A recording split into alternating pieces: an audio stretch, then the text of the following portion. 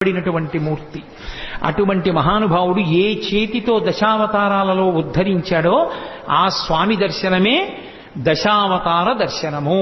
అందుకే వెంకటాచలం వెళ్ళి చక్కగా స్వామి పుష్కరిణిలో స్నానం చేసి స్వామి పుష్కరిణిలోంచి బయటికి వచ్చి ఒక్కసారి అక్కడ ఉన్నటువంటి శంకరాచార్యుల వారి పాదుకలకి నమస్కరించి అటుగా ఆదివరాహస్వామి కోవిలకి వెడుతున్నప్పుడు ఎడంచేతి పక్కన ఉన్నటువంటి పద్మంలో ఏనుగులు పద్మ కింజిల్కములను వర్షిస్తున్నటువంటి గజలక్ష్మి యొక్క దర్శనాన్ని పొంది బయటికి వెళ్లి ఆదివరాహస్వామి దేవాలయంలోకి వెళ్ళినప్పుడు స్వామి ఇలా ఉంటే ఆయన వక్షస్థలం మీద ఇలా అడ్డంగా ఉన్నటువంటి లక్ష్మి ఆయన మాట్లాడుతున్నప్పుడు ఇద్దరు గుసగుసలాడుకుంటున్నారా అన్నట్టుగా ఆయన నోటి దగ్గరికి ఆవిడ చెవి వచ్చేటట్టుగా ఉండి ఇంత చిన్ని ముఖంతో చక్కగా కస్తూరి తిలకంతో ఉండేటటువంటి అమ్మవారు ఆ ఆదివరాహస్వామి భూమిలోంచి పైకొచ్చినటువంటి మూర్తి.